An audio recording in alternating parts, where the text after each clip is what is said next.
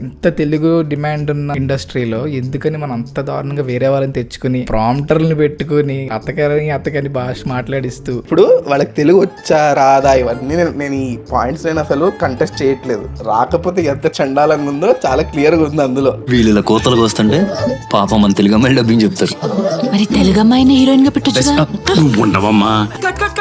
నువ్వు తీసుకున్న ప్రతి కల్ట్ క్లాసిక్ సినిమాలో, ప్రతి కల్ట్ క్లాసిక్ సాంగ్ లో, ప్రతి కల్ట్ క్లాసిక్ సీన్ లో అన్ని నాన్ తెలుగు హీరోయిన్స్ ఉన్నారు. మన తెలుగు స్పీకింగ్ యాక్టర్స్ ఉంటే I feel the scenes would be more ఇంకా కొంచెం బాగా పండుతాయేమో అని నా ఫీలింగ్. ఇప్పుడు నాకే ఒక సిస్టర్ ఉండి నేను యాక్టింగ్ చేస్తానంటే మా పేరెంట్స్ చచ్చిన ఒప్పుకున్నారు కదా.